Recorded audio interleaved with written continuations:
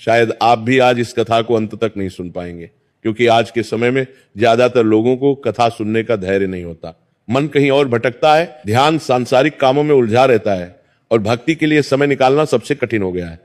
Mobile की screen पर उंगलियां तेजी से घूमती रहती हैं, एक वीडियो से दूसरे वीडियो पर कूदते रहते हैं, लेकिन जब भक्ति की बात आती है तो 5 मिनट भी बैठना मुश्किल हो जाता है। लेकिन जो व्यक्ति आज इस महाशिवरात्रि की पावन कथा को पूरे मन, पूरे ध्यान और पूरी श्रद्धा से अंत तक सुन लेगा, उस पर भगवान शिव की विशेष कृपा अवश्य बरसेगी। शास्त्रों में स्पष्ट लिखा है कि जो भक्त महाशिवरात्रि की रात्रि को जागरण करते हुए कथा सुनता है, वह 7 जन्मों के पापों से मुक्त हो जाता है। गरुड़ पुराण और शिव पुराण में कहा गया है कि महाशिवरात्रि की एक रात का जागरण हजारों यज्ञों के बराबर फल देता है। यह कोई साधारण बात नहीं है, ये वह रात है जब स्वयं महाकाल जागते हैं और अपने भक्तों की पुकार सुनते हैं। ये वह रात है जब तीनों लोकों में एक विशेष ऊर्जा का संचार होता है। देवता, ऋषि, मुनि और अप्सराएं भी इस रात भगवान शिव की आराधना करते हैं। कथा केवल सुनने की मस्ती नहीं होती, कथा वह पुण्य है जो बिना धन के कमाया जाता है। यह ऐसा पुण्य है जो आपके परिवार की रक्षा करता है, आपकी संतान के कष्ट हर लेता है और आपके जीवन में भोलेनाथ का सीधा आशीर्वाद लाता है। कथा सुनने से मन की शुद्धि होती है, विचारों में पवित्रता आती है और जीवन में एक नई दिशा मिलती है।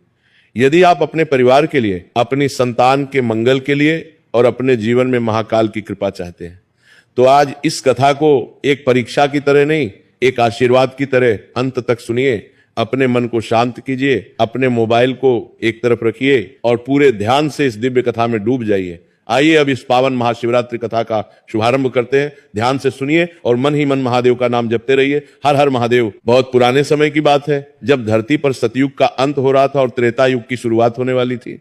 वह समय था जब लोगों के दिलों में अभी भी धर्म और सत्य का बोलबाला था, लेकिन धीरे धीरे अधर्म के बीज भी अंकुरित होने लगे थे। हिमालय की तलहटी में जहां बर्फीली चोटियां आसमान को छूती थीं और पवित्र नदियां कलकल करती हुई बहती थीं, एक छोटा सा गांव बसा हुआ था। उस गांव का नाम था देवपुरा। यह गांव बहुत ही सुंदर था। सुबह होते ही सूरज की पहली किरण जब पहाड़ों से निकलती थी तो पूरा गांव सोने जैसा चमक उठता था। चारों ओर हरे भरे पेड़ थे, पीपल, बरगद, आम, जामुन के विशाल वृक्ष जो सैकड़ों वर्षों से वहां खड़े थे। पास में एक पवित्र नदी बहती थी जिसका पानी इतना स्वच्छ था कि तल में पड़े पत्थर भी दिखाई देते थे। लोग कहते थे कि यह नदी स्वयं गंगा माता की सहायक नदी है और इसमें स्नान करने से सभी पाप धुल जाते हैं। नदी के किनारे घाट बने हुए थे जहां सुबह शाम महिलाएं पूजा की थाली लेकर आती थीं और दिए जलाकर नदी में प्रवाहित करती थी। गांव के बीचों बीच एक बहुत पुराना शिव मंदिर था। यह मंदिर इतना प्राचीन था कि गांव के सबसे बुजुर्ग व्यक्ति को भी याद नहीं था कि इसे कब बनाया गया था। मंदिर के बारे में कहा जाता था कि यह मंदिर सैकड़ों वर्षों से, शायद हजारों वर्षों से वहां स्थापित है और इसे स्वयं देवताओं ने बनाया था। मंदिर की दीवारें काले पत्थरों से बनी थी जिन पर बारीक नक्काशी की गई थी। इन नक्काशियों में भगवान शिव के विभिन्न रूप उकेरे गए थे: नटराज, अर्धनारीश्वर, भैरव और नीलकंठ।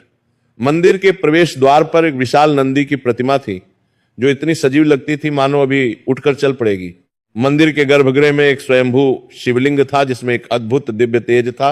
यह शिवलिंग काले पत्थर का बना था और उस पर प्राकृतिक रूप से ऐसी आकृतियां उभरी थीं जो त्रिशूल और डमरू का आभास देती थीं। शिवलिंग के चारों ओर हमेशा एक विशेष प्रकार की सुगंध रहती थी जो किसी फूल की नहीं बल्कि एक दिव्य सुगंध थी। कहते हैं कि यह सुगंध स्वयं भगवान शिव की उपस्थिति का संकेत है। शिवलिंग पर हमेशा बेलपत्र, धतूरे के फूल और दूध की धारा चढ़ाई जाती थी। मंदिर में एक विशाल घंटा लटका हुआ था जिसकी आवाज पूरे गांव में गूंजती थी। लोगों का पक्का विश्वास था कि भगवान शिव स्वयं इस मंदिर में निवास करते हैं और जो भी सच्चे मन से यहां प्रार्थना करता है उसकी मनोकामना अवश्य पूरी होती है। गांव में अनगिनत ऐसी कहानियां थीं जब लोगों की मनोकामनाएं पूरी हुई थीं। किसी की संतान हुई थी, किसी का रोग दूर हुआ था, किसी का खोया हुआ धन मिल गया था और किसी के जीवन में अचानक खुशियां आ गई थीं। इसलिए दूर दूर से लोग इस मंदिर में दर्शन करने आते थे। मंदिर के आसपास हमेशा धूप दीप की सुगंध, घंटियों की मधुर ध्वनि और भजन कीर्तन का माहौल रहता था। इसी गांव में 2 भाई रहते थे। बड़े भाई का नाम था देवांश और छोटे भाई का नाम था विनय। दोनों भाइयों का पालन पोषण उनकी विधवा माता ने किया था। उनकी माता का नाम देवकी था। देवकी एक अत्यंत सुशील और धार्मिक महिला थी। उनके पिता की मृत्यु तब हो गई थी जब विनय बहुत छोटा था, मुश्किल से 3-4 साल का। उस समय देवांश केवल 8 साल का था। पिता की मृत्यु का कारण एक दुर्घटना थी। वे गांव से शहर जा रहे थे। जब रास्ते में उनकी बैलगाड़ी पलट गई और उनकी मौके पर ही मृत्यु हो गई उस समय देवकी की उम्र मात्र 25 वर्ष थी। परिवार वालों ने उन्हें दूसरी शादी करने के लिए बहुत दबाव डाला, लेकिन देवकी ने मना कर दिया। उन्होंने कहा कि अब उनका पूरा जीवन अपने दोनों बेटों को बड़ा करने और भगवान शिव की भक्ति में ही बीतेगा। उन्होंने सफेद साड़ी पहनना शुरू कर दिया और अपना पूरा समय बच्चों और भक्ति में लगा दिया। देवकी बहुत ही धार्मिक और सरल स्वभाव की महिला थी। वह रोज सुबह ब्रह्म मुहूर्त में उठती थी, जब अभी सूरज नहीं निकलता था और आसमान में तारे टिमटिमाते रहते थे। वह सबसे पहले नहाती थी, फिर घर के आंगन में तुलसी के पौधे को जल चढ़ाती थी। तुलसी का पौधा उनके घर की शान था। वह पौधा उनकी सास ने लगाया था और वर्षों से उसी घर में था। देवकी उस पौधे से ऐसे बात करती थी जैसे वो कोई जीवित व्यक्ति हो। वो कहती थी, माता तुलसी, आज भी मेरे बच्चों की रक्षा करना, उन्हें हमेशा धर्म के रास्ते पर चलाना। तुलसी को जल चढ़ाने के बाद वह शिव मंदिर जाती थी। वह हर रोज मंदिर जाती थी, चाहे बारिश हो, धूप हो, सर्दी हो या गर्मी।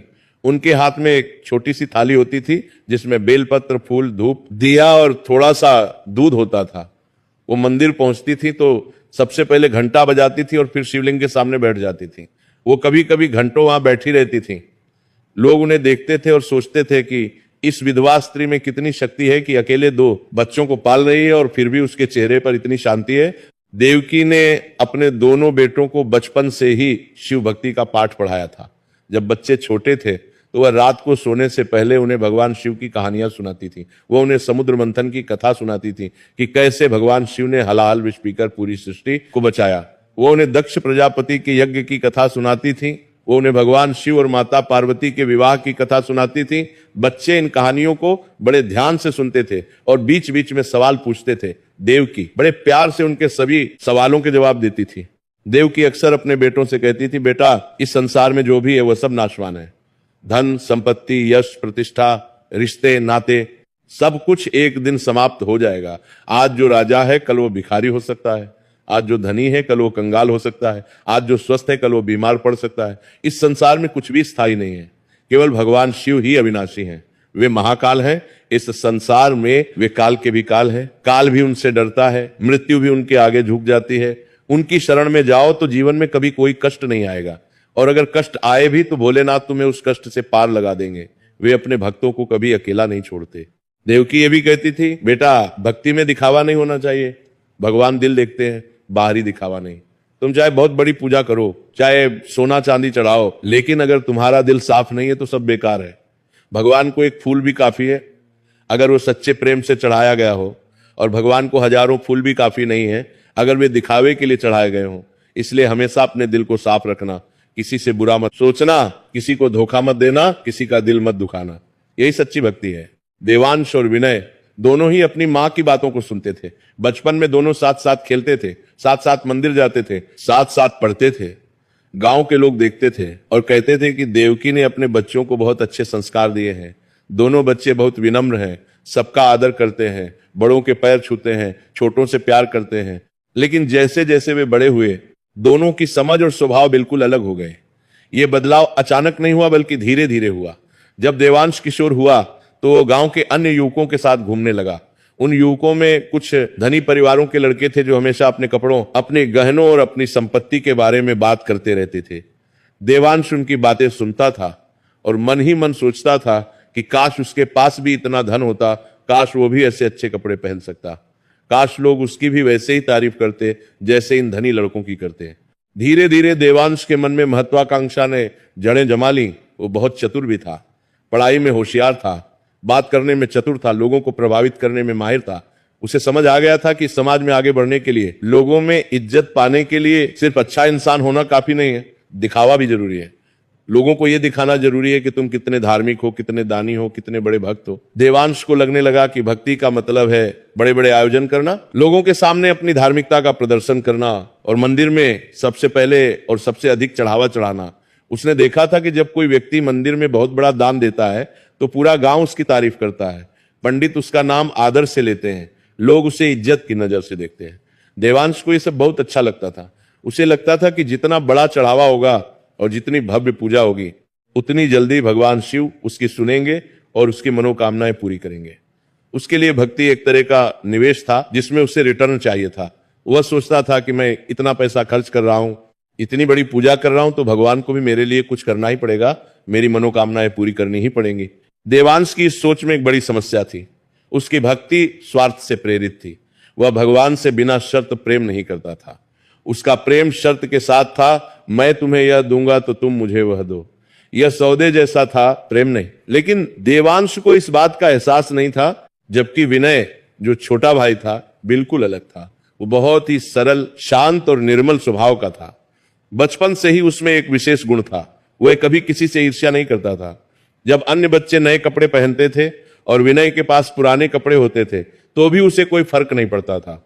जब अन्य बच्चे मिठाइयां खाते थे और विनय के पास मिठाई नहीं होती थी तो भी वह उदास नहीं होता था, वो हमेशा संतुष्ट रहता था। विनय भी मंदिर जाता था, पर बहुत चुपचाप। वह सुबह जल्दी उठ जाता था। जब गांव के ज्यादातर लोग सो रहे होते थे, वह नदी में स्नान करता था, फिर मंदिर जाता था। मंदिर में कोई और नहीं होता था उस समय, बस विनय और भगवान शिव। विनय शिवलिंग के सामने बैठ जाता था और बस भगवान को देखता रहता था। कभी कभी आंसू आ जाते थे, पता नहीं क्यों। एक अजीब सी शांति और आनंद का अनुभव होता था। वो किसी को बताता नहीं था कि उसने कितना दान किया या कितनी पूजा की। दरअसल उसके पास देने के लिए कुछ था भी नहीं, क्योंकि घर की सारी संपत्ति देवांश के हाथ में थी। लेकिन विनय को इससे कोई फर्क नहीं पड़ता था। उसके लिए भक्ति एक निजी और पवित्र अनुभव थी, कोई सार्वजनिक प्रदर्शन नहीं। वह जब भी भगवान शिव के सामने जाता तो बस इतना कहता, हे भोलेनाथ, मैं आपका हूं और आप मेरे हो, बस इतना ही मुझे काफी है, मुझे और कुछ नहीं चाहिए। न धन चाहिए, न यश चाहिए, न प्रतिष्ठा चाहिए, बस आपके चरणों में जगह मिल जाए। विनय की इस सरलता में एक गहरा ज्ञान छिपा हुआ था, जो शायद उसे खुद भी पता नहीं था। जब दोनों भाई युवा हुए तो उनकी माता बहुत बीमार पड़ गई। पहले तो हल्का बुखार रहता था, जो 2-3 दिन में ठीक हो जाता था। फिर धीरे धीरे बुखार बार बार आने लगा। उनका शरीर कमजोर होने लगा। उन्हें खाना अच्छा नहीं लगता था।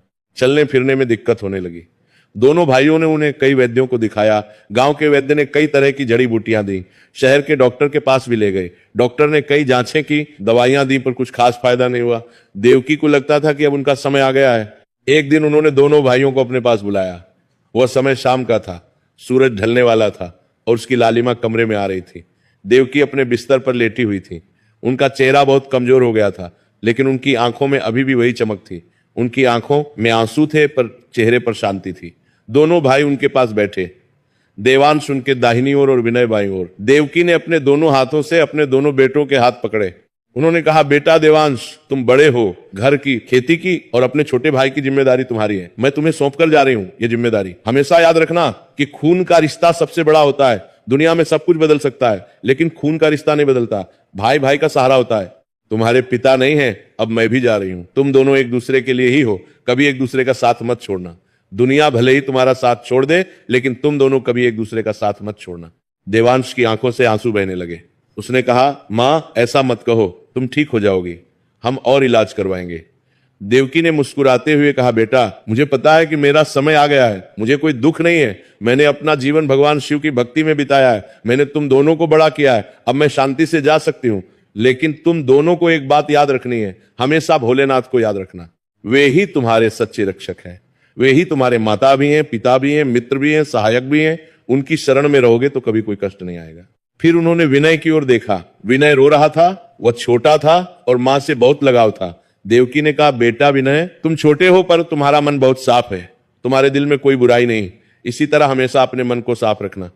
अपने बड़े भाई का हमेशा सम्मान करना। वे कभी कठोर बोले या कुछ गलत करें तो भी तुम अपना धर्म नहीं भूलना। याद रखना कि सच्ची भक्ति दिखावे में नहीं, मन की शुद्धता में होती है। तुम भगवान से कभी कुछ मांगना मत, बस उनसे प्रेम करना, बस उनके चरणों में बैठे रहना, यही काफी है। दोनों भाइयों ने रोते हुए अपनी मां के पैर छुए। देवकी ने अपने दोनों बेटों के सिर पर हाथ रखा और कहा, मेरा आशीर्वाद तुम दोनों के साथ है। भगवान शिव तुम दोनों की रक्षा करे। उन्होंने दोनों से वादा करवाया कि वे हमेशा साथ रहेंगे, कभी एक दूसरे से लड़ेंगे नहीं और हमेशा भगवान शिव की भक्ति करते रहेंगे। दोनों भाइयों ने सिर हिलाकर हाँ कहा। उसके कुछ दिनों बाद एक ठंडी सर्दी की सुबह, जब कोहरा छाया हुआ था और पूरा गांव सन्नाटे में था, देवकी ने अंतिम सांस ली। उनके मुंह से आखिरी शब्द थे, हर हर महादेव। उन्होंने अपनी आंखें बंद की और एक शांत मुस्कान के साथ इस दुनिया को छोड़ दिया। जब गांव वालों को पता चला तो सब इकट्ठा हो गए। सभी रो रहे थे, क्योंकि देवकी एक बहुत ही अच्छी महिला थी। उन्होंने कभी किसी से बुरा नहीं किया था, हमेशा सबकी मदद की थी, हमेशा सबसे प्रेम से बात की थी। दोनों भाइयों ने अपनी मां का अंतिम संस्कार किया। उन्होंने सारे रीति रिवाज पूरे किए। 13वीं के दिन उन्होंने पूरे गांव को भोजन कराया और ब्राह्मणों को दान दिया। माँ की आत्मा की शांति के लिए उन्होंने शिव मंदिर में एक बड़ा हवन करवाया। माँ की मृत्यु के बाद दोनों भाइयों ने मिलकर घर चलाना शुरू किया। उनके पास अच्छी खासी जमीन थी, लगभग 20 बीघा। खेती से अच्छी आमदनी होती थी।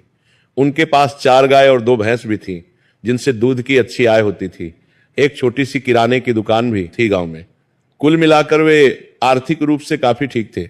शुरू के कुछ महीने तो सब ठीक रहा। देवांश ने घर के सारे हिसाब किताब और सारी जिम्मेदारी अपने हाथ में ले ली। वह कहता था कि विनय अभी छोटा है, उसे इन सब चीजों की समझ नहीं है, इसलिए वो सब संभाल लेगा। विनय ने भी कोई आपत्ति नहीं की। वो सोचता था कि भाई बड़ा है, उससे ज्यादा अनुभव है, तो उसे ये सब करना चाहिए। विनय खेतों में मेहनत करता रहता, जानवरों की देखभाल करता और जो भी काम देवांश उसे कहता वो कर देता। वो कभी कोई सवाल नहीं पूछता था, कभी कोई शिकायत नहीं करता था। लेकिन समय बीतने के साथ साथ देवांश के मन में धीरे धीरे बदलाव आने लगा। लालच और घमंड ने उसके दिल में घर करना शुरू कर दिया। उसे लगने लगा कि सारे महत्वपूर्ण फैसले वही ले रहा है, सारा प्रबंधन वही कर रहा है, तो संपत्ति पर भी सिर्फ उसी का हक होना चाहिए। यह सोच धीरे धीरे उसके मन में जड़ें जमाने लगी। वो भूलने लगा कि ये सारी संपत्ति उसके पिता की मेहनत से आई है और ये दोनों भाइयों की बराबर है। देवांश ने धीरे धीरे विनय को घर की हर छोटी बड़ी बात से दूर रखना शुरू कर दिया। जब कोई महत्वपूर्ण फैसला लेना होता था तो वो विनय से पूछता तक नहीं था। जब कोई बड़ी बिक्री या खरीदारी होती थी तो वो अकेले ही सब कुछ तय कर देता था। वो अकेले ही सब कुछ तय कर देता था। कहता, तुम बस खेत संभालो, घर के फैसले मैं लूंगा, तुम्हें इन सब चीजों से कोई मतलब नहीं होना चाहिए, तुम इन चीजों को समझते भी नहीं हो। विनय कभी विरोध नहीं करता था। पहली बात तो ये कि वह स्वभाव से ही बहुत सरल और शांत था। दूसरी बात यह कि उसे अपने बड़े भाई पर पूरा भरोसा था। वह सोचता था कि भाई बड़ा है, माँ ने कहा था उसका सम्मान करना, तो जो कुछ भी भाई कर रहा है सही कर रहा होगा। उसे यह भी लगता था कि शायद वाकई उसे इन चीजों की ज्यादा समझ नहीं है और भाई बेहतर तरीके से सब संभाल सकता है। देवांश का व्यवहार समाज में बहुत अलग था। वह गांव में हर धार्मिक आयोजन में सबसे आगे रहता था। होली हो, दिवाली हो, जन्माष्टमी हो या कोई भी त्योहार, देवांश सबसे ज्यादा दान देता था। गांव में कोई भी पूजा, यज्ञ या धार्मिक कार्यक्रम हो तो देवांश सबसे ज्यादा पैसा लगाता और सबसे बड़ा चढ़ावा चढ़ाता।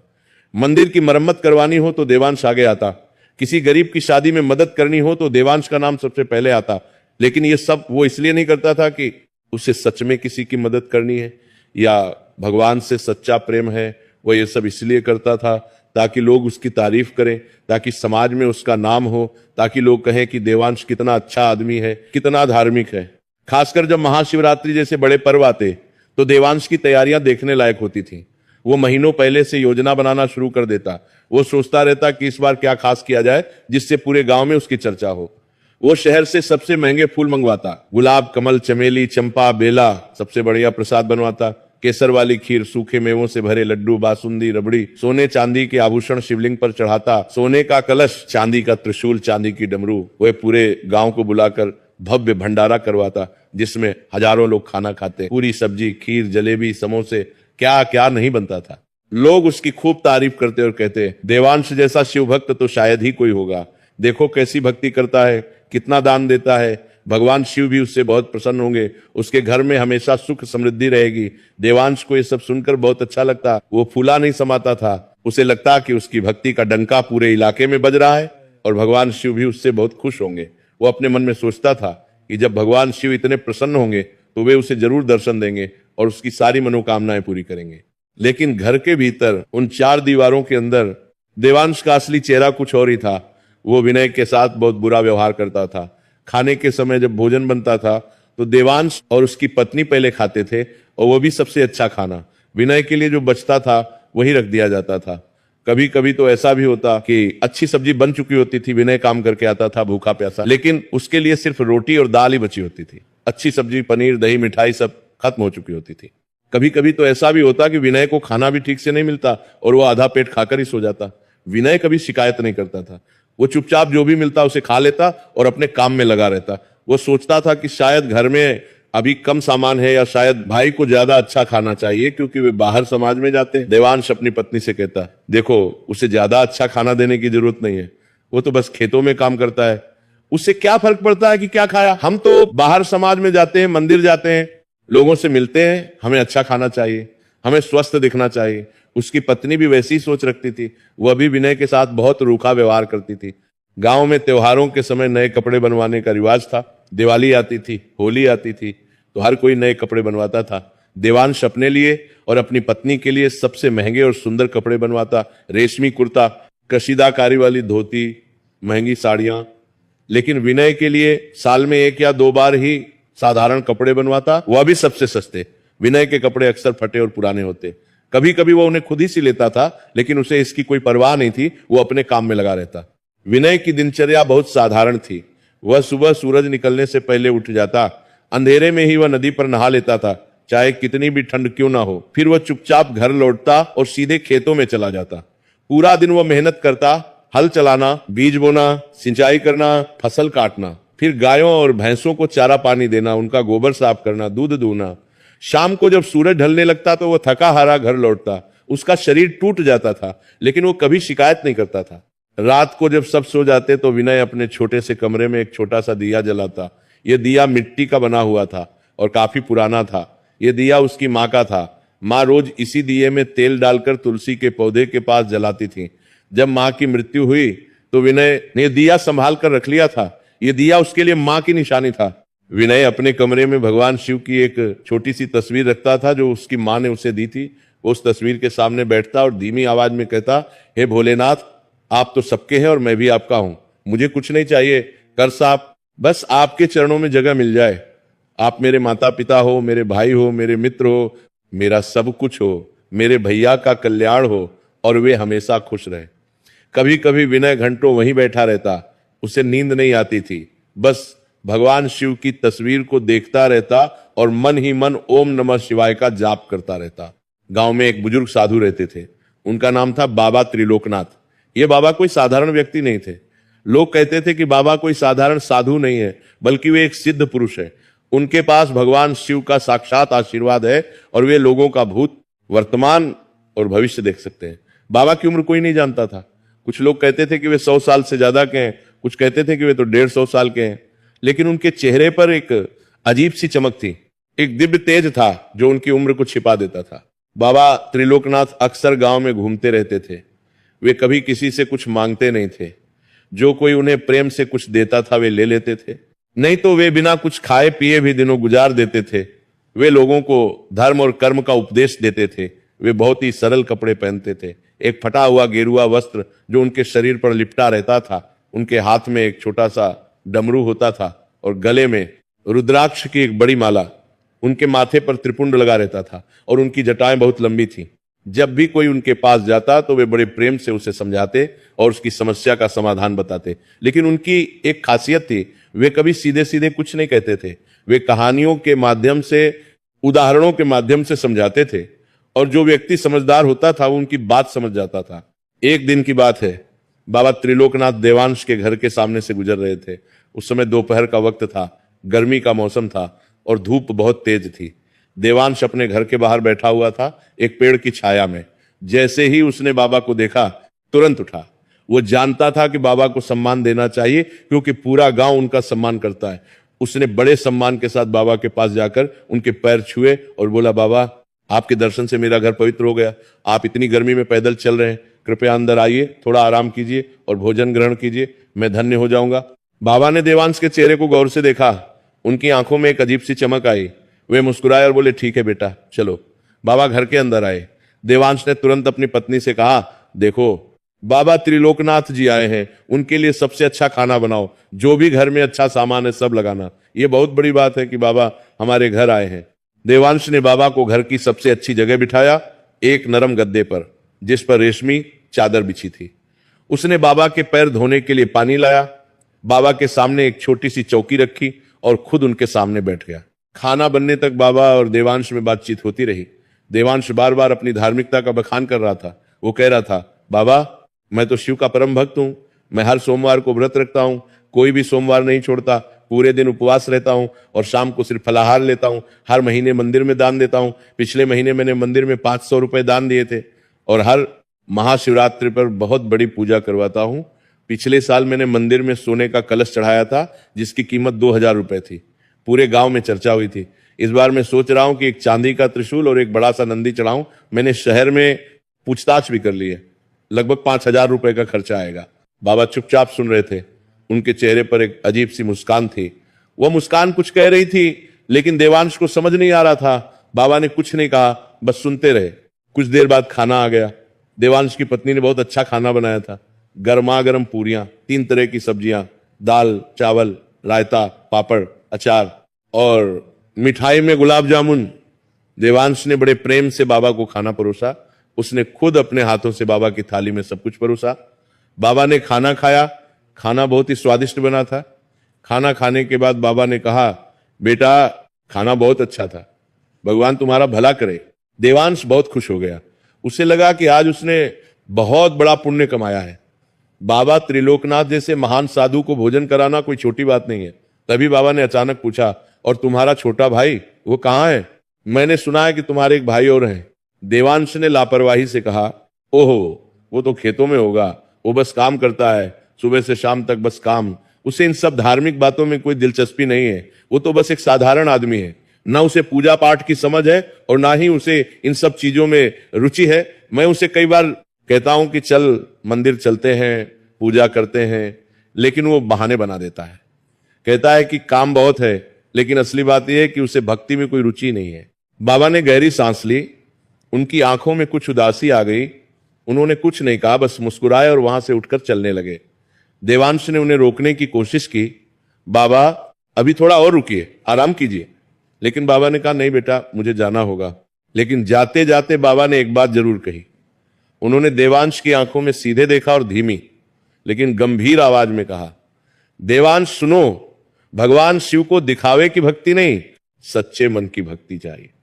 तुम सोना चांदी चढ़ा सकते हो, हजारों रुपए खर्च कर सकते हो, हर सोमवार व्रत रख सकते हो, लेकिन अगर तुम्हारे मन में अहंकार है, लालच है और अपने भाई के प्रति प्रेम नहीं है, तो तुम्हारी भक्ति खोखली है। भगवान मन देखते हैं, चढ़ावा नहीं। भगवान दिल देखते हैं, दिखावा नहीं। इस बात को याद रखना। एक दिन भोलेनाथ तुम्हें इसका असली अर्थ समझा देंगे और जब वो दिन आएगा तो तुम्हें बहुत दुख होगा, लेकिन वही दुख तुम्हें सच्चाई का रास्ता दिखाएगा। देवांश ने बाबा की बात को गंभीरता से नहीं लिया। उसे लगा कि बाबा बूढ़े हो गए हैं, इसलिए ऐसी उलटी सीधी बातें करते हैं। उसे तो अपनी भक्ति पर पूरा गर्व और भरोसा था। वह सोचता था कि उसने इतना कुछ किया है भगवान के लिए, तो भगवान भी उसका खास ख्याल रखेंगे और उसकी हर मनोकामना पूरी करेंगे। वह मन ही मन हंसा और सोचा कि बाबा को शायद मेरी बात से जलन हो गई होगी, इसलिए ऐसा कह रहे हैं।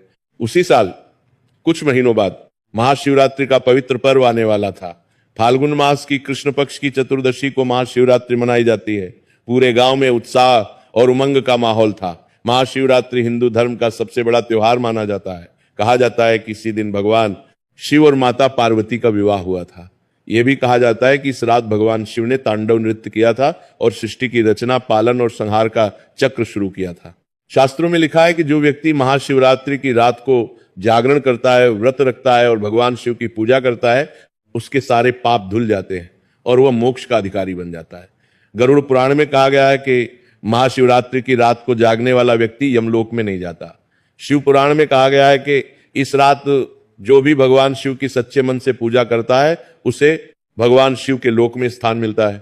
यह कोई साधारण बात नहीं है। यह वह रात है जब स्वयं महाकाल जागते हैं और अपने भक्तों की पुकार सुनते हैं। यह वह रात है जब तीनों लोकों में एक विशेष ऊर्जा का संचार होता है। देवता, ऋषि, मुनि और अप्सराएं भी इस रात भगवान शिव की आराधना करते हैं। ब्रह्मा और विष्णु भी इस रात भगवान शिव की पूजा करते हैं। गांव के मंदिर को फूलों और दियों से सजाया जा रहा था। हर घर में तैयारियां चल रही थी। महिलाएं मेहंदी लगा रही थी, नए कपड़े तैयार कर रही थी, विशेष प्रसाद बना रही थी। बच्चे उत्साहित थे क्योंकि रात भर जागरण होगा और कई तरह के खेल और कार्यक्रम होंगे। देवांश ने इस बार पहले से भी बड़ी तैयारी की थी। उसने 2 महीने पहले से ही योजना बनानी शुरू कर दी थी। उसने शहर से सबसे महंगा चढ़ावा मंगवाया था, एक बड़ा सा चांदी का त्रिशूल जो 2 फीट लंबा था और जिस पर बारीक नक्काशी की गई थी, एक सोने का कलश जिसमें गंगा जल भरा जाना था, केसर और गुलाब जल से बना हुआ खास प्रसाद, सैकड़ों किलो फल, सेब, केले, अंगूर, संतरे, हजारों बेलपत्र जो खास तौर पर एक पवित्र बेल के पेड़ से तोड़े गए थे, धतूरे के सैकड़ों फूल। उसने 5 पंडितों को बुलाया था जो पूरे गांव में सबसे विद्वान माने जाते थे। ये पंडित पूरी रात वेद मंत्रों का उच्चारण करेंगे। उसने रुद्राभिषेक की व्यवस्था की थी जिसमें शिवलिंग पर दूध, दही, घी, शहद और गंगाजल की धारा चढ़ाई जाएगी। उसने पूरे गांव को भंडारे का निमंत्रण दे दिया था। लगभग 500 लोग आने वाले थे। भंडारे के लिए उसने विशेष व्यवस्था की थी। पूरी, छोले, आलू की सब्जी, रायता, पापड़, अचार, खीर, जलेबी और गुलाब जामुन। उसने 10 रसोइयों को बुलाया था जो पूरी रात खाना बनाएंगे। उसने मंदिर के चारों ओर हजारों दिए जलाने की व्यवस्था की थी। उसने एक भजन मंडली को भी बुलाया था जो पूरी रात भजन गाएगी। गांव के लोग आपस में बात कर रहे थे, इस बार तो देवांश ने कमाल कर दिया है, ऐसी भव्य पूजा तो पहले कभी नहीं हुई। लगता है कि देवांश सच में बहुत बड़ा शिव भक्त है, भगवान शिव भी उससे बहुत प्रसन्न होंगे। कुछ लोग कहते थे, देखो कितना खर्चा कर रहा है, कम से कम 10,000 रुपए तो खर्च होंगे। लेकिन देवांश को कोई फिक्र नहीं, वो तो भगवान के लिए सब कुछ कर सकता है। देवांश को यह सब सुनकर बहुत खुशी हो रही थी। उसे लगता था कि इस महाशिवरात्रि पर भगवान शिव उसे जरूर दर्शन देंगे और उसकी हर मनोकामना पूरी करेंगे। वो मन ही मन सोच रहा था कि इस बार जब भगवान शिव प्रसन्न होंगे तो वो उनसे मांगेगा कि उसका व्यापार और बढ़े, उसकी संपत्ति दोगुनी हो जाए, उसे एक बेटा हो और गांव में उसका नाम सबसे ऊपर हो। वह सोच रहा था कि भगवान शिव को तो उसकी सुनना ही पड़ेगा, क्योंकि उसने इतनी बड़ी पूजा की है। महाशिवरात्रि की शाम आ गई, सूरज ढलने लगा था, आसमान में लालिमा छा गई थी। पूरा गांव मंदिर की ओर चल पड़ा। बच्चे, बूढ़े, जवान, महिलाएं सभी अपने अपने घरों से निकलकर मंदिर की ओर जा रहे थे। लोगों के हाथों में पूजा की थालियां थीं, जिनमें फूल, बेलपत्र, धूप, दिए और प्रसाद था। मंदिर में दियों की रोशनी से पूरा वातावरण दिव्य हो गया था। हजारों दिए जल रहे थे। मंदिर की दीवारें, छत, आंगन, सब जगह दियों की रोशनी थी। ऐसा लग रहा था मानो धरती पर तारे उतर आए हों। घंटियों की आवाज गूंज रही थी। मंदिर के विशाल घंटे को लोग बार बार बजा रहे थे और उसकी गूंज पूरे गांव में फैल रही थी। हवा में फूलों की महक फैली हुई थी, गुलाब, चमेली, बेला, चंपा।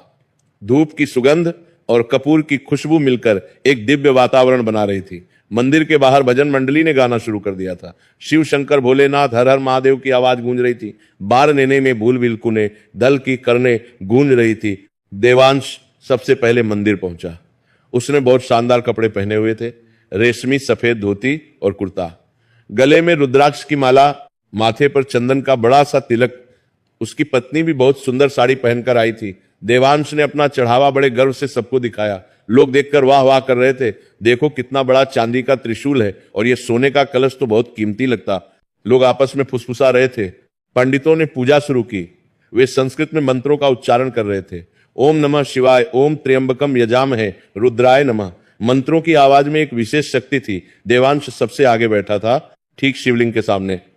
पंडितों ने रुद्राभिषेक शुरू किया। पहले दूध की धारा चढ़ाई गई। शिवलिंग पर दूध की सफेद धारा बह रही थी, फिर दही, फिर घी, फिर शहद, फिर गंगाजल। हर चीज के साथ विशेष मंत्रों का उच्चारण हो रहा था। देवांश ने भव्य आरती करवाई।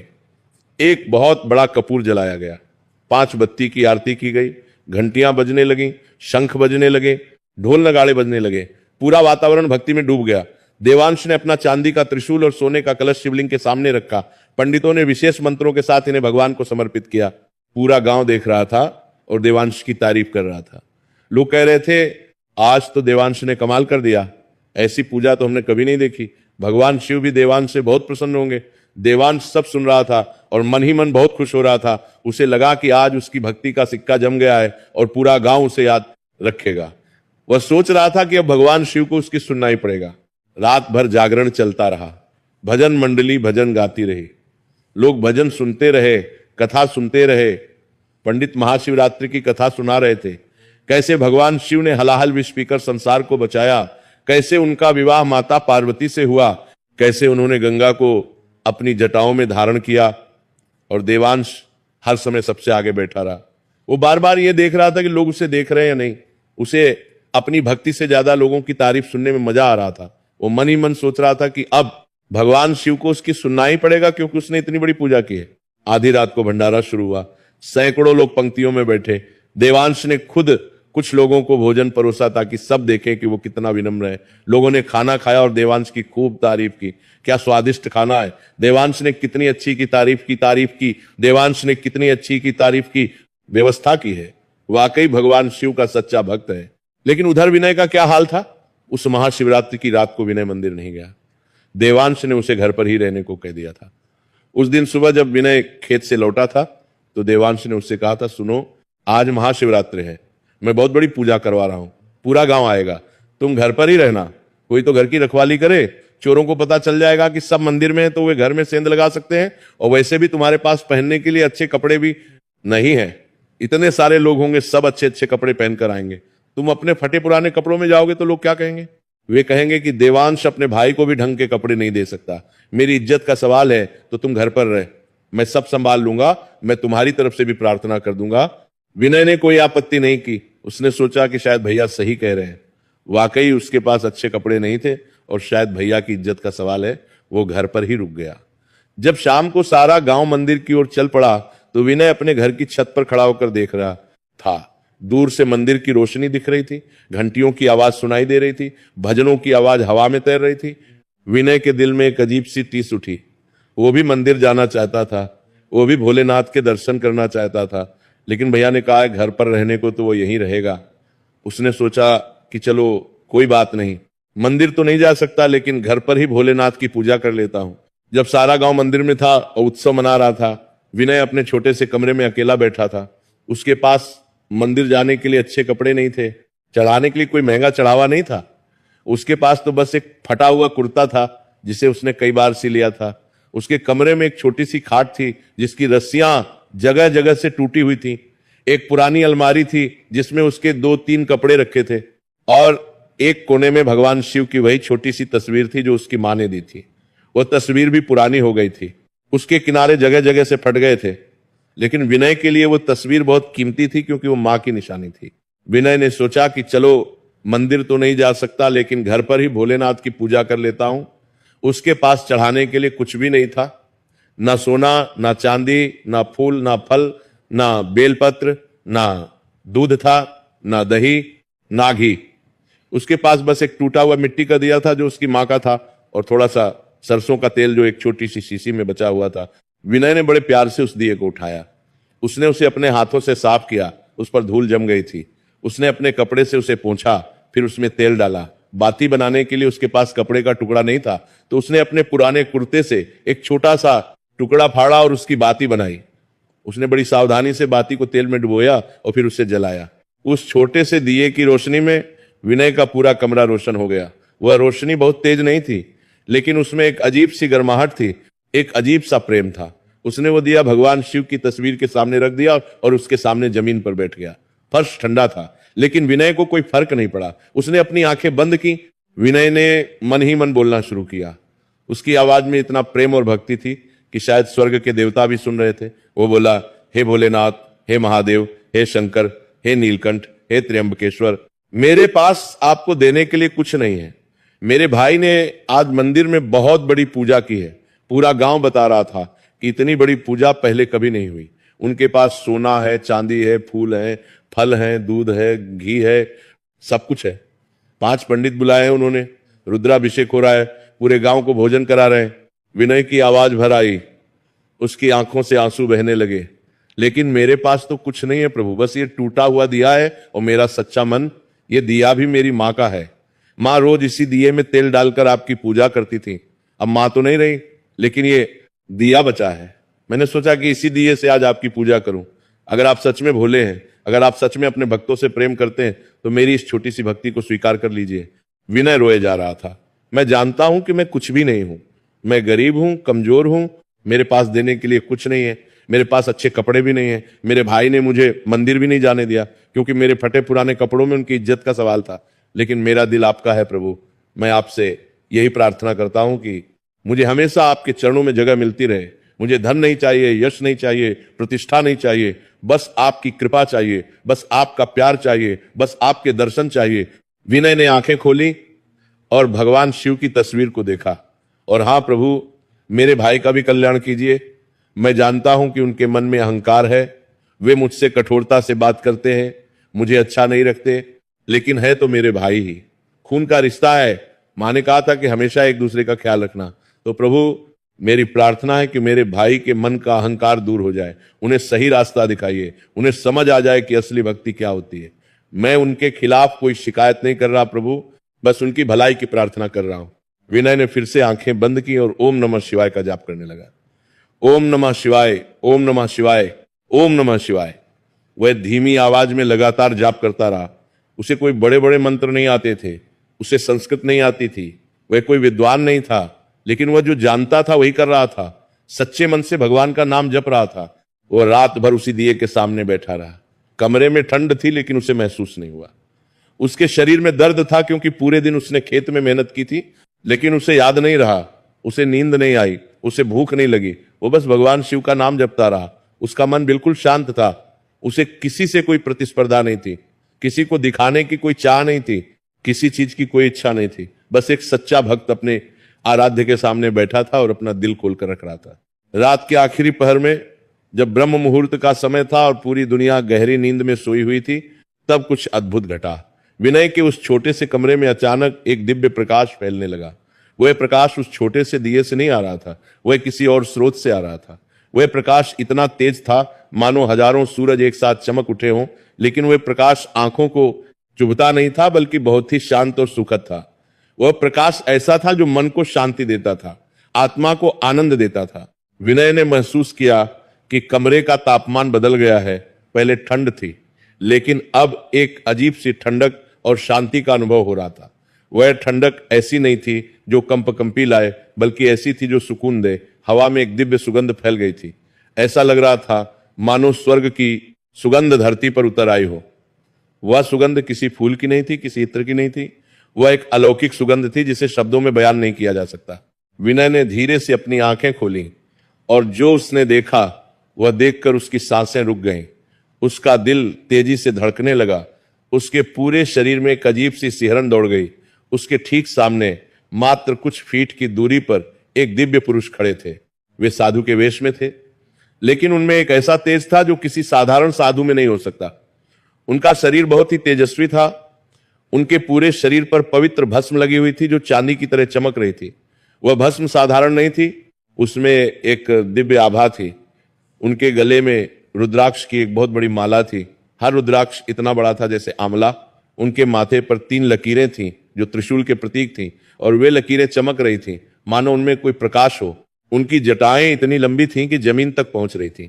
जटाओं का रंग काला नहीं बल्कि भूरा था, और उनमें एक अजीब सी चमक थी। जटाओं में छोटे छोटे फूल उलझे हुए थे। उनकी आंखों में एक ऐसी करुणा थी, एक ऐसा प्रेम था कि देखने वाला उसमें डूब जाए। उनकी आंखें गहरी थीं, रहस्यमय थीं, और उनमें ऐसा लग रहा था मानो पूरा ब्रह्मांड समाया हुआ हो। उनके एक हाथ में एक छोटा सा डमरू था जिस पर सोने की नक्काशी थी। दूसरे हाथ में एक त्रिशूल था जो इतना चमकीला था कि देखना मुश्किल था। उनके शरीर पर एक बाघ की खाल लिपटी हुई थी। उनके पीछे एक दिव्य प्रभामंडल था जो लगातार बदल रहा था, कभी नीला, कभी सफेद, कभी सुनहरा। विनय पूरी तरह से स्तब्ध रह गया। उसकी समझ में नहीं आ रहा था कि क्या हो रहा है, ये कौन है, इतनी रात को कोई उसके कमरे में कैसे आ गया, और ये दिव्य प्रकाश कहां से आ रहा है। दरवाजा तो बंद था, खिड़की भी बंद थी, फिर ये कैसे अंदर आए। उसने घबरा कर पूछा, आप कौन है? इतनी रात को यहां कैसे आ गए? मेरे कमरे में ये प्रकाश कैसे है? आप कोई चोर तो नहीं है? विनय का दिल जोर जोर से धड़क रहा था, लेकिन अजीब बात यह थी कि उसे डर नहीं लग रहा था, बल्कि एक अजीब सी शांति महसूस हो रही थी। उस दिव्य पुरुष ने मुस्कुराते हुए कहा। उनकी मुस्कान इतनी मधुर थी, इतनी प्रेमपूर्ण थी कि विनय का सारा भय दूर हो गया। उनकी आवाज बहुत गहरी थी, लेकिन साथ ही बहुत कोमल भी। उनकी आवाज ऐसी थी मानो हजारों नदियां एक साथ बह रही हों। विनय, घबराओ मत, मैं तुम्हारा दुश्मन नहीं हूं, मैं कोई चोर नहीं हूं। मैं तुम्हारी भक्ति से बहुत प्रसन्न हूं और इसीलिए मैं तुम्हारे पास आया हूं। तुमने आज जो भक्ति की है, तुमने आज जो प्रेम से मुझे पुकारा है, वह सच्ची भक्ति है। उस भक्ति में कोई स्वार्थ नहीं था, कोई लालच नहीं था, कोई दिखावा नहीं था। तुम्हारा मन एकदम साफ था, एकदम शुद्ध था। तुमने मुझे अपने हृदय से पुकारा और मैं आ गया, क्योंकि मैं भोला हूं और मैं अपने भक्तों को कभी निराश नहीं करता। जो मुझे सच्चे मन से पुकारता है, मैं उसके पास जरूर आता हूं। विनय को अभी भी कुछ समझ नहीं आ रहा था। उसने फिर से पूछा, लेकिन महाराज, आप हैं कौन? आपका नाम क्या है? कृपया मुझे बताइए। और आप इतनी रात को यहां क्यों आए हैं? क्या आपको कुछ चाहिए? अगर आपको खाना चाहिए तो मेरे पास ज्यादा नहीं है, लेकिन जो है वो मैं दे दूंगा। उस दिव्य पुरुष ने फिर से मुस्कुराते हुए कहा, विनय, मैं वही हूं जिसे तुम हर रोज पुकारते हो। मैं वही हूं जिसकी तस्वीर के सामने तुम ये टूटा हुआ दिया जलाते हो। मैं वही हूं जिसका नाम तुम रात भर जपते रहे। मैं तुम्हारा शिव हूं, तुम्हारा भोलेनाथ हूं, तुम्हारा महादेव हूं, तुम्हारा शंकर हूं। मैं वही हूं जो तीनों लोकों का स्वामी हूं, जो महाकाल हूं, जो नीलकंठ हूं। मैं तुम्हारे पास इसलिए आया हूं क्योंकि तुमने मुझे अपने दिल से बुलाया। यह सुनते ही विनय की आंखों से आंसुओं की धारा बह निकली। उसे विश्वास नहीं हो रहा था कि भगवान शिव, जो तीनों लोकों के स्वामी हैं, जो महाकाल हैं, जो सृष्टि के रचयिता हैं, वे स्वयं उसके इस छोटे से कमरे में खड़े हैं। वे भगवान शिव, जिनकी कैलाश पर्वत पर गद्दी है, जिनका वाहन नंदी है, जिनके गले में सर्प विराजमान है, वे स्वयं उसके सामने हैं। विनय तुरंत उठा, उसके पैर कांप रहे थे। वो भगवान शिव के चरणों में गिर गया। वो साष्टांग प्रणाम करते हुए जमीन पर लेट गया। उसका पूरा शरीर जमीन को छू रहा था। वो रोते हुए बोला, प्रभु प्रभु, ये कैसे संभव है? मैं तो बहुत छोटा हूं, बहुत तुच्छ हूं, बहुत साधारण हूं। मैंने तो आपको कुछ दिया भी नहीं। मेरे पास ना धन है, ना वैभव, ना कोई बड़ा चढ़ावा। बस एक टूटा हुआ दिया था जो मैंने जलाया। और आप जैसे महान भगवान, आप जैसे दयालु प्रभु, आप मेरे जैसे गरीब और साधारण प्राणी के पास आ गए। ये मेरा सौभाग्य है या मैं कोई सपना देख रहा हूं? कृपया मुझे चिकोटी काट कर जगा दीजिए। अगर ये सपना है। भगवान शिव ने बड़े प्यार से विनय को उठाया। उन्होंने अपने दोनों हाथों से विनय के कंधे पकड़े और उसे खड़ा किया। उन्होंने अपने हाथ से विनय के आंसू पोंछे। उनका स्पर्श इतना कोमल था, इतना प्रेमपूर्ण था कि विनय को लगा जैसे उसकी मां उसे छू रही हूं। भगवान शिव ने कहा, बेटा विनय, तुम अपने आप को छोटा मत समझो। मेरे लिए कोई छोटा या बड़ा नहीं है। मेरे लिए राजा और रंक समान है। मेरे लिए अमीर और गरीब एक समान है। मेरे लिए सबसे बड़ा धन है सच्चा प्रेम और शुद्ध मन, और तुम्हारे पास ये दोनों है। तुम्हारे भाई देवांश ने आज मंदिर में बहुत बड़ी पूजा की है। उन्होंने सोना चांदी चढ़ाया है, 5 पंडितों को बुलाया है, रुद्राभिषेक करवाया है, पूरे गांव को भोजन कराया है। पूरा गांव उनकी तारीफ कर रहा है। लोग कह रहे हैं कि देवांश बहुत बड़ा भक्त है।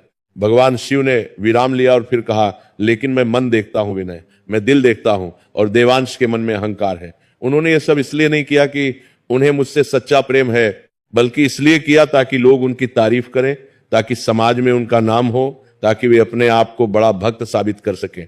उनकी भक्ति दिखावे की भक्ति है। उन्होंने मुझसे प्रेम नहीं किया। उन्होंने तो बस एक सौदा किया है, मैं तुम्हें इतना दूंगा तो तुम मुझे इतना दो। ये भक्ति नहीं है, ये व्यापार है। लेकिन तुमने जो एक टूटा हुआ दिया जलाया है, वो मेरे लिए उन हजारों सोने के दियों से भी बड़ा है, क्योंकि वह दिया तुम्हारे सच्चे प्रेम से, तुम्हारे शुद्ध मन से जला है।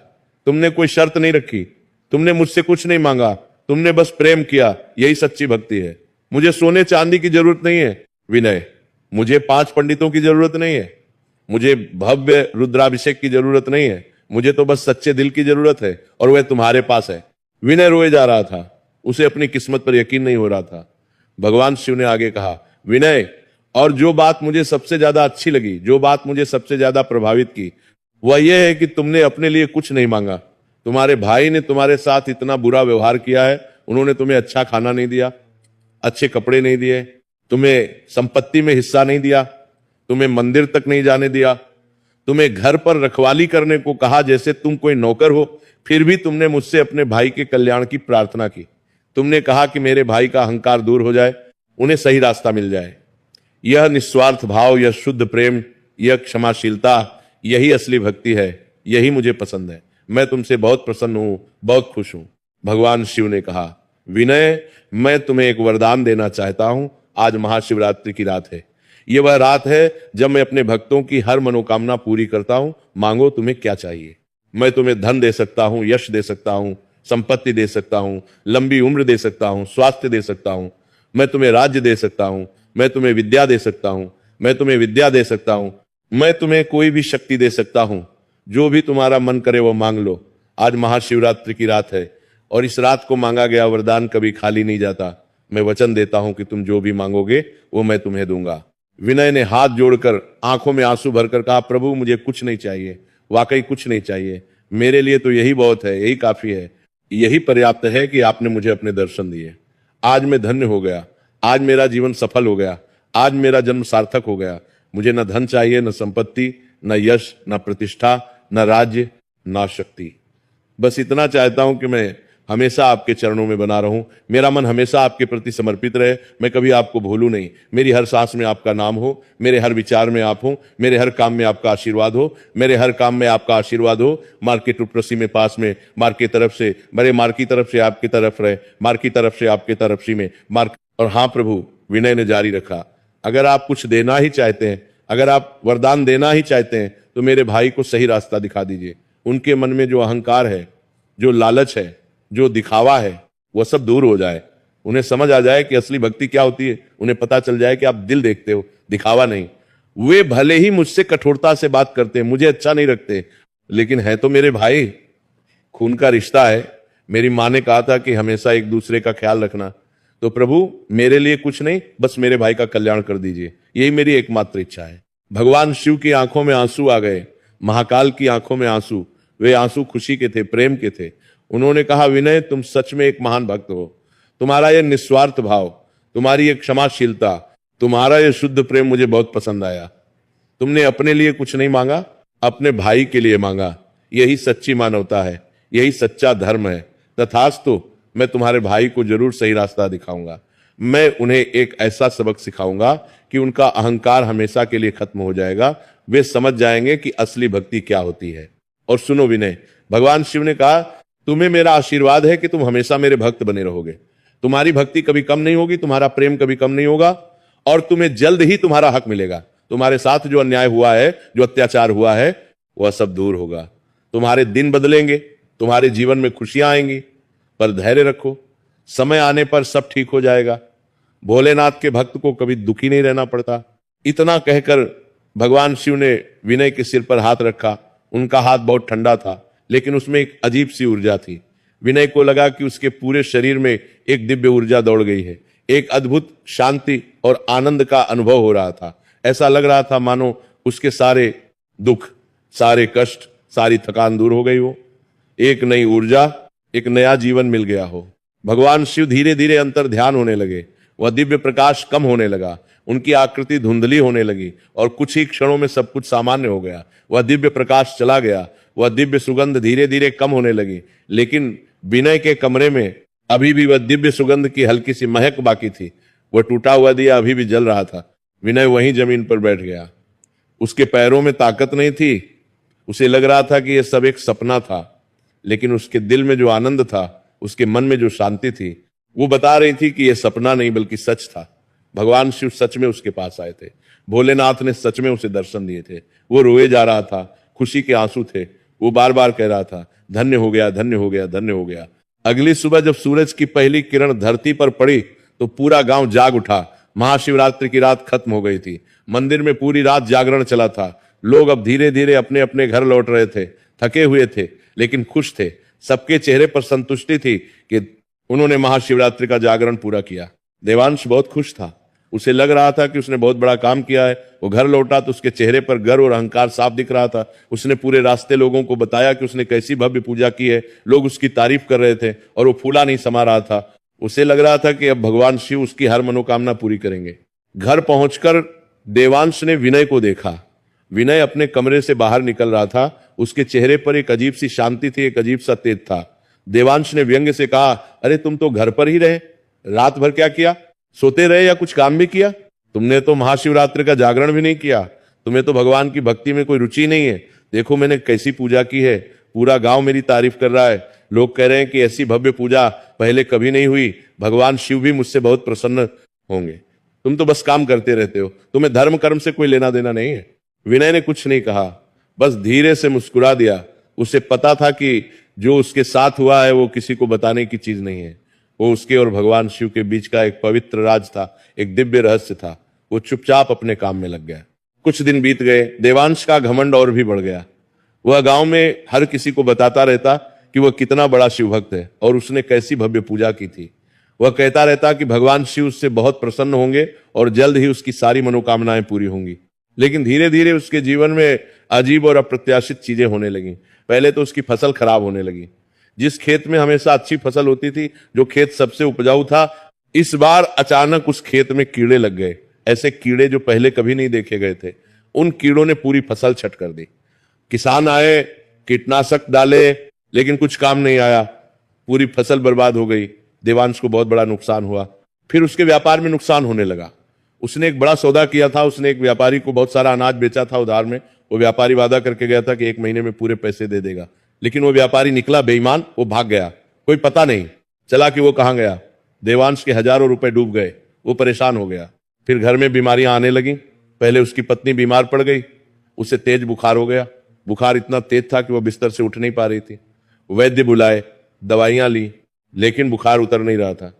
फिर देवांश को खुद को भी तेज बुखार हो गया, साथ में शरीर में दर्द और कमजोरी। वो बहुत परेशान हो गया। देवांश बहुत परेशान हो गया। उसे समझ नहीं आ रहा था कि ये सब क्यों हो रहा है। उसने सोचा, मैंने तो इतनी बड़ी पूजा की थी, मैंने भगवान शिव को इतना कुछ चढ़ाया था, फिर ये सब क्यों हो रहा है? क्या भगवान शिव मुझसे नाराज हो गए? लेकिन क्यों? मैंने तो कुछ गलत नहीं किया। उसने सोचा कि शायद किसी ने उस पर नजर लगा दी है या कोई उसके खिलाफ जादू टोना कर रहा है। उसने कई तांत्रिकों को बुलाया।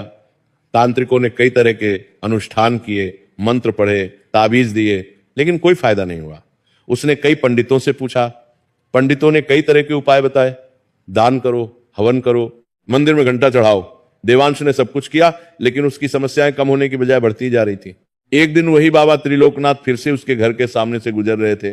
देवांश ने उन्हें देखा तो एक आशा की किरण जगी। उसने सोचा कि शायद बाबा कुछ समाधान बता सके। देवांश ने दौड़कर बाबा के पैर छुए और बोला, बाबा, मेरे साथ बहुत बुरा हो रहा है।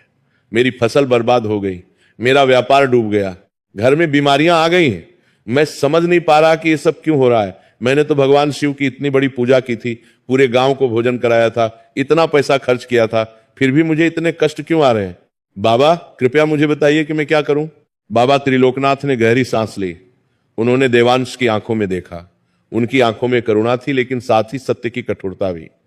उन्होंने कहा, बेटा देवांश, भगवान शिव तुम्हें एक सबक सिखा रहे हैं। ये कोई सजा नहीं है, ये एक सीख है। तुमने भक्ति को एक प्रदर्शन बना दिया है, एक दिखावा बना दिया है, एक सौदा बना दिया है। तुम्हारे मन में अहंकार है, लालच है, स्वार्थ है। तुम भगवान से प्रेम नहीं करते, तुम तो बस लोगों की तारीफ चाहते हो। तुमने अपने छोटे भाई के साथ बहुत बुरा किया है। जब तक तुम ये सब नहीं छोड़ोगे, जब तक तुम्हारा मन शुद्ध नहीं होगा, तब तक तुम्हारे कष्ट दूर नहीं होंगे। देवांश को यह बात सुनकर बहुत बुरा लगा। उसने गुस्से में कहा, बाबा, ये आप क्या कह रहे हैं? मैंने तो इतनी बड़ी पूजा की है, इतना दान किया है, सोना चांदी चढ़ाया है, 5 पंडित बुलाए थे, रुद्राभिषेक करवाया था, पूरे गांव को खाना खिलाया था, फिर भी मुझे कष्ट क्यों हो रहे हैं? और मेरे भाई ने तो कुछ नहीं किया, वो तो घर पर ही सोता रहा। उसने ना कोई पूजा की, ना कोई दान किया, फिर भी वो तो बिल्कुल ठीक है, उसे कोई परेशानी नहीं है। ये कैसा न्याय है? ये कैसा भगवान है जो सच्चे भक्त को कष्ट देता है और जो भक्ति नहीं करता उसे सुखी रखता है? बाबा ने शांति से लेकिन दृढ़ता से कहा, देवांश, तुमने सोना चांदी चढ़ाया, ये सच है, लेकिन तुमने ये सब अपने अहंकार के लिए किया, भगवान के प्रेम के लिए नहीं। तुम्हारी भक्ति में दिखावा था, प्रेम नहीं। तुम्हारी पूजा में स्वार्थ था, समर्पण नहीं।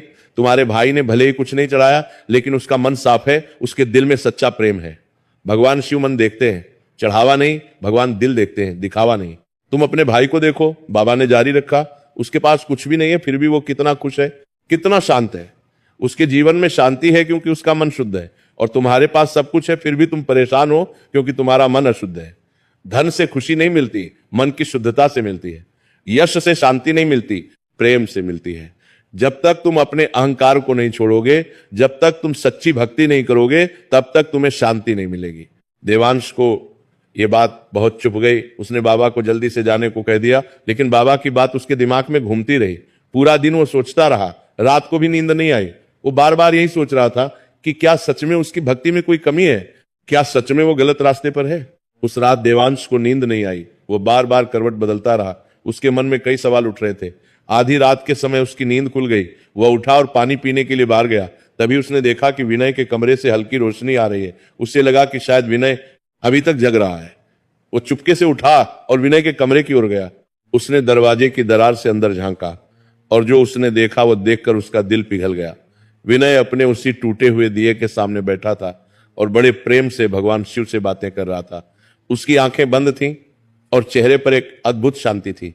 वह कह रहा था, हे भोलेनाथ, मेरे भाई को सही रास्ता दिखाइए, उनके मन का अहंकार दूर कीजिए, उन्हें समझ आ जाए कि असली भक्ति क्या होती है। मुझे कुछ नहीं चाहिए प्रभु, बस मेरे भाई का कल्याण हो जाए। वे मेरे साथ चाहे कैसा भी व्यवहार करें, पर हैं तो मेरे भाई। माँ ने कहा था कि हमेशा एक दूसरे का ख्याल रखना। मैं अपने वादे को पूरा कर रहा हूं माँ। ये सुनकर देवांश की आंखें भर आईं। उसे पहली बार एहसास हुआ कि असली भक्त कौन है। जिस भाई के साथ उसने इतना बुरा व्यवहार किया, जिसे उसने अच्छा खाना नहीं दिया, अच्छे कपड़े नहीं दिए, जिसे उसने संपत्ति में हिस्सा नहीं दिया, जिसे उसने मंदिर तक नहीं जाने दिया, वही भाई आज रात भर उसके लिए भगवान से प्रार्थना कर रहा है। देवांश वहीं दरवाजे के पास जमीन पर बैठ गया। उसे अपनी सारी गलतियां याद आने लगी। उसे लगा कि उसने अपनी पूरी जिंदगी दिखावे में, अहंकार में और स्वार्थ में बिता दी।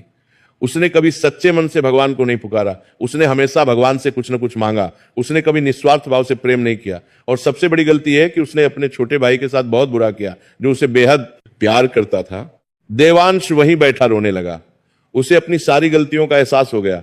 अगली सुबह जब सूरज निकला तो देवांश बहुत शर्मिंदा था। उसकी आंखें सूजी हुई थी। वह विनय के पास गया।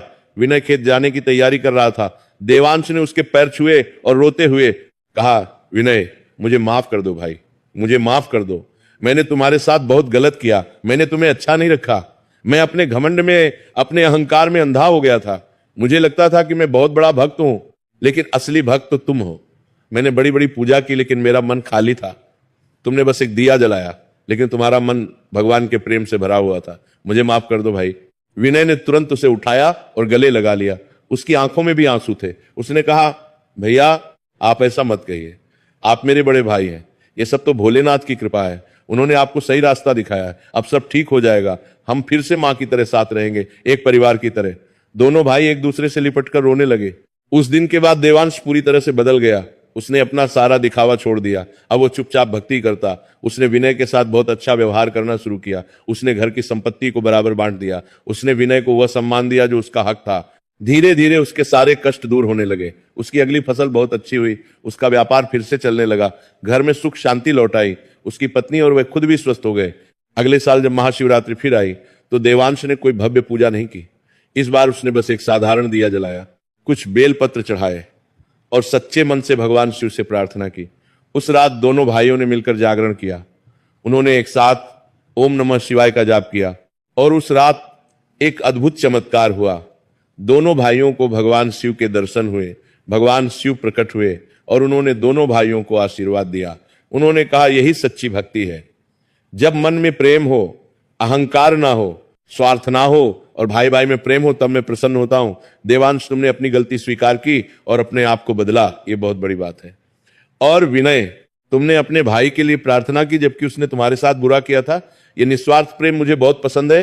तुम दोनों ने मिलकर मुझे साबित कर दिया कि खून का रिश्ता सबसे पवित्र होता है और जब भाई मिलकर प्रेम से रहते हैं तो मैं उनके घर में हमेशा वास करता हूं। भगवान शिव ने आगे कहा, महाशिवरात्रि का असली अर्थ यही है कि अपने अंदर के अंधकार को, अपने अंदर के अहंकार को, अपने अंदर के स्वार्थ को, अपने अंदर के द्वेष को दूर करो और प्रेम के प्रकाश को आने दो। जीवन में सबसे बड़ी पूजा है प्रेम, सबसे बड़ा दान है क्षमा, सबसे बड़ा व्रत है सच्चाई और सबसे बड़ा तीर्थ है शुद्ध मन। जिसके पास ये चार चीजें हैं उसे मेरी कृपा सदा प्राप्त रहती है। देवांश, भगवान ने कहा, तुम्हारे जीवन में जो कष्ट आए वे तुम्हें सजा देने के लिए नहीं बल्कि तुम्हें जगाने के लिए थे। कभी कभी मैं अपने भक्तों को कष्ट देता हूं ताकि वे सही रास्ते पर आ जाएं। तुम्हारे कष्टों ने तुम्हें असली भक्ति का अर्थ समझा दिया। अब तुम्हारा जीवन सुख और शांति से भरा रहेगा। तुम्हारा व्यापार फलेगा फूलेगा। तुम्हारे घर में संतान का सुख मिलेगा। लेकिन हमेशा याद रखना कि सच्ची भक्ति मन की शुद्धता में होती है, दिखावे में नहीं। फिर भगवान शिव ने विनय की ओर देखा और कहा, विनय, तुम्हारी निस्वार्थ भक्ति, तुम्हारा सच्चा प्रेम और तुम्हारा क्षमाशील स्वभाव मुझे बहुत प्रिय है। तुमने कभी किसी से कुछ नहीं मांगा, तुमने बस प्रेम किया, यही मुझे चाहिए। तुम्हारे जीवन में हमेशा मेरी कृपा बनी रहेगी। तुम्हारा परिवार सुखी रहेगा। तुम्हारे घर में धन धान्य की कभी कमी नहीं होगी। और सबसे बड़ी बात, तुम्हारे मन में जो शांति है, जो संतोष है, वो हमेशा बना रहेगा, क्योंकि असली धन यही है, मन की शांति, आत्मा का संतोष। भगवान शिव ने दोनों भाइयों को एक साथ आशीर्वाद दिया। उन्होंने कहा, तुम दोनों हमेशा साथ रहो, एक दूसरे का ख्याल रखो। भाई भाई का प्रेम सबसे पवित्र होता है। दुनिया में सब कुछ बदल सकता है, लेकिन खून का रिश्ता नहीं बदलता।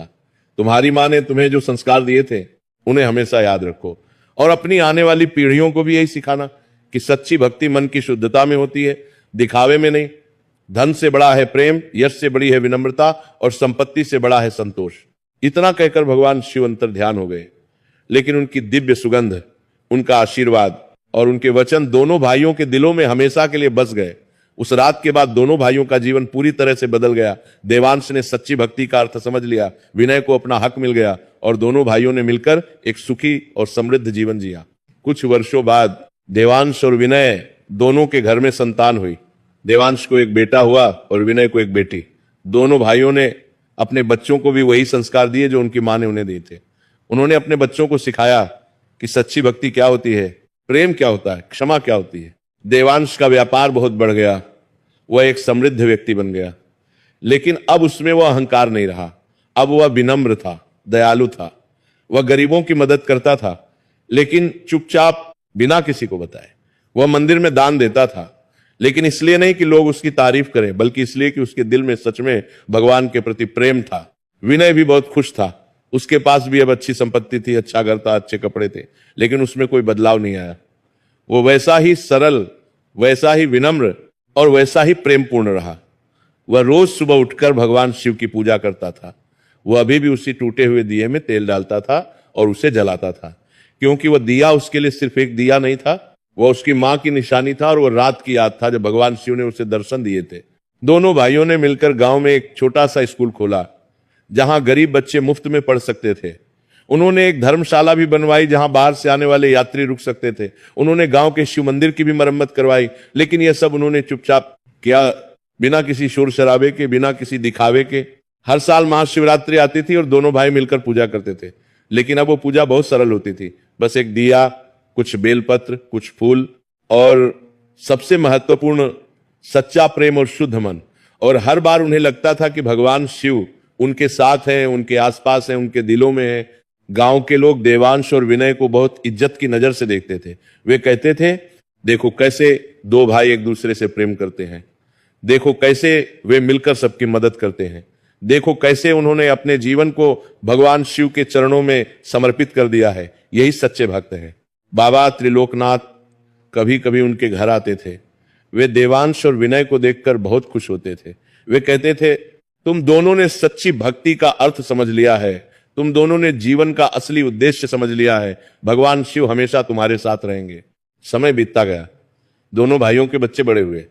उन्होंने भी अपने पिताओं से वही सीखा जो उनके दादी ने अपने बेटों को सिखाया था, सच्ची भक्ति, निस्वार्थ प्रेम और मन की शुद्धता। देवांश का बेटा और विनय की बेटी भी बहुत अच्छे संस्कारों वाले बन गए। वे भी रोज भगवान शिव की पूजा करते थे, लेकिन दिखावे के लिए नहीं, सच्चे प्रेम से। वर्षों बाद जब देवांश और विनय बूढ़े हो गए, तब एक दिन उन्होंने अपने बच्चों को पास बुलाया। उन्होंने उन्हें वो पूरी कहानी सुनाई, कैसे देवांश ने शुरू में दिखावे की भक्ति की थी, कैसे विनय ने सच्चे मन से भक्ति की थी, कैसे भगवान शिव ने उन्हें दर्शन दिए थे और कैसे देवांश ने अपनी गलती सुधारी थी। देवांश ने अपने बेटे से कहा, बेटा, मैंने अपने जीवन में एक बड़ी गलती की थी। मैंने सोचा था कि भगवान को प्रसन्न करने के लिए बड़ी बड़ी पूजा करनी पड़ती है, सोना चांदी चढ़ाना पड़ता है, लोगों को दिखाना पड़ता है कि मैं कितना बड़ा भक्त हूं, लेकिन मैं गलत था। भगवान शिव को दिखावा नहीं, दिल की सच्चाई चाहिए। तुम हमेशा याद रखना कि सच्ची भक्ति मन की शुद्धता में होती है। विनय ने अपनी बेटी से कहा, बेटी, तुम्हारी दादी ने मुझे सिखाया था कि भगवान से कभी कुछ मांगना नहीं चाहिए, बस उनसे प्रेम करना चाहिए। मैंने यही किया और भगवान ने मुझे सब कुछ दिया। तुम भी हमेशा ऐसा ही करना। भगवान से प्रेम करो, लोगों से प्रेम करो, अपने परिवार से प्रेम करो। प्रेम ही सबसे बड़ी भक्ति है। एक भक्ति है प्रेम में। दोनों बच्चों ने अपने पिताओं की बात ध्यान से सुनी और उनके पैर छुए। उन्होंने वादा किया कि वे भी अपने जीवन में सच्ची भक्ति करेंगे और अपनी आने वाली पीढ़ियों को भी यही सिखाएंगे। कुछ वर्षों बाद देवांश और विनय दोनों ने इस दुनिया को छोड़ दिया, लेकिन उनकी कहानी, उनके संस्कार और उनकी सीख आज भी उस गांव में जीवित है। हर साल महाशिवरात्रि पर उस गांव के लोग इस कथा को सुनाते हैं और नई पीढ़ी को सिखाते हैं कि सच्ची भक्ति क्या होती है। उस गांव के शिव मंदिर में आज भी एक छोटा सा संग्रहालय है, जिसमें वह टूटा हुआ मिट्टी का दिया रखा हुआ है। वही दिया जिसमें विनय ने तेल डालकर जलाया था और जिसे देखकर भगवान शिव प्रसन्न हुए थे। लोग उस दिए को देखने आते हैं और समझते हैं कि भगवान को बड़े बड़े चढ़ावे नहीं, सच्चे दिल की जरूरत होती है। भक्त बंधुओं, ये कथा हमें कई महत्वपूर्ण सीख देती है। पहली सीख यह है कि भगवान शिव को दिखावे की भक्ति नहीं, सच्चे मन की भक्ति चाहिए। हम चाहे कितना भी बड़ा चढ़ावा चढ़ाएं, चाहे कितनी भी भव्य पूजा करें, अगर हमारे मन में अहंकार है, स्वार्थ है, तो वे सब बेकार है। भगवान मन देखते हैं, बाहरी दिखावा नहीं। दूसरी सीख यह है कि महाशिवरात्रि का पर्व केवल बड़ी बड़ी पूजा करने का नहीं, बल्कि अपने मन को शुद्ध करने का, अपने अंदर के अंधकार को दूर करने का और प्रेम की ज्योति जलाने का दिन है। महाशिवरात्रि का असली अर्थ है अपने अंदर के अहंकार, लालच, द्वेष, ईर्ष्या को खत्म करना और प्रेम, करुणा, क्षमा को अपने जीवन में लाना। तीसरी सीख यह है कि भाई का प्रेम बहुत पवित्र होता है। हमें अपने परिवार के साथ हमेशा प्रेम से रहना चाहिए, उनका सम्मान करना चाहिए, उनका ख्याल रखना चाहिए। संपत्ति, धन और सांसारिक चीजों से बड़ा है परिवार का प्रेम। चौथी सीख यह है कि क्षमा करना सबसे बड़ी शक्ति है। विनय ने अपने भाई को क्षमा किया जबकि उसके भाई ने उसके साथ बहुत बुरा किया था। यह क्षमाशीलता ही थी जिसने भगवान शिव को प्रसन्न किया। पांचवी सीख यह है कि निस्वार्थ भाव से प्रेम करना और दूसरों की भलाई की प्रार्थना करना सबसे बड़ी भक्ति है। विनय ने अपने लिए कुछ नहीं मांगा, अपने भाई के कल्याण की प्रार्थना की। यही सच्चा प्रेम है, यही सच्ची भक्ति है। छठी सीख यह है कि भगवान हमें कभी कभी कष्ट देते हैं, लेकिन वो कष्ट हमारे भले के लिए होता है। वो कष्ट हमें सही रास्ते पर लाने के लिए होता है। देवांश को जो कष्ट आए वे उसे सजा देने के लिए नहीं बल्कि उसे जगाने के लिए थे। सातवीं सीख यह है कि गलती स्वीकार करना और अपने आप को बदलना सबसे बड़ी बहादुरी है।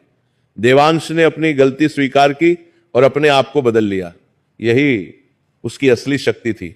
आठवीं सीख यह है कि सच्ची संपत्ति धन में नहीं मन की शांति में होती है। विनय के पास कुछ नहीं था फिर भी वो खुश था क्योंकि उसके मन में शांति थी। देवांश के पास सब कुछ था फिर भी वो परेशान था क्योंकि उसके मन में अशांति थी। नौवीं सीख यह है कि छोटी छोटी चीजों में भी भगवान होते हैं। वह टूटा हुआ दिया, वो साधारण तेल, लेकिन जब उसे सच्चे प्रेम से जलाया गया तो भगवान शिव प्रसन्न हो गए। हमें बड़ी बड़ी चीजों की जरूरत नहीं, बस सच्चे मन की जरूरत है। 10वीं और सबसे महत्वपूर्ण सीख यह है कि भगवान शिव भोले हैं, दयालु हैं और अपने भक्तों से बहुत प्रेम करते हैं। जो भक्त उन्हें सच्चे मन से पुकारता है वे उसके पास जरूर आते हैं, चाहे वह कितना भी गरीब हो, कितना भी साधारण हो। अगर उसका मन साफ है तो भगवान शिव उसके हैं। इस महाशिवरात्रि के पावन दिन पर हम सब यह संकल्प लें कि हम अपने मन को शुद्ध रखेंगे, अहंकार को त्यागेंगे, दिखावे से दूर रहेंगे और सच्चे प्रेम से भोलेनाथ की भक्ति करेंगे। हम अपने परिवार के साथ प्रेम से रहेंगे, दूसरों को क्षमा करेंगे और निस्वार्थ भाव से सबकी भलाई की प्रार्थना करेंगे। याद रखिए, भगवान शिव को सोना चांदी नहीं, आपका सच्चा प्रेम चाहिए। उन्हें बड़ी बड़ी पूजा नहीं, आपका शुद्ध मन चाहिए। उन्हें दिखावा नहीं, आपकी सच्चाई चाहिए। एक छोटा सा दिया भी काफी है अगर वो सच्चे प्रेम से जलाया गया हो। एक छोटी सी प्रार्थना भी काफी है अगर वो सच्चे दिल से की गई हो। भगवान शिव महाकाल हैं, वे सर्वशक्तिमान हैं, वे सबके हैं। वे अमीर गरीब छोटे बड़े का भेद नहीं करते, वे बस मन देखते हैं। और अगर आपका मन साफ है, अगर आपका प्रेम सच्चा है तो भोलेनाथ आपके भी है, बिल्कुल वैसे ही जैसे वे विनय के थे। इस कथा को सुनने वाला हर व्यक्ति धन्य है। इस कथा में छिपे संदेश को समझने वाला हर व्यक्ति भाग्यशाली है और इस कथा की सीख को अपने जीवन में उतारने वाला हर व्यक्ति भगवान शिव का सच्चा भक्त है। आज महाशिवरात्रि की इस पावन रात्रि में आप जहां भी हैं, चाहे आप मंदिर में हो या घर पर, चाहे आपके पास बड़ा चढ़ावा हो या एक छोटा सा दिया, बस अपने मन को शुद्ध कीजिए, अपने दिल से भगवान शिव को पुकारिए और देखिए कैसे भोलेनाथ आपके पास आते हैं। जय भोलेनाथ, जय महाकाल, जय नीलकंठ, जय त्र्यंबकेश्वर, हर हर महादेव। बोलो महादेव की जय।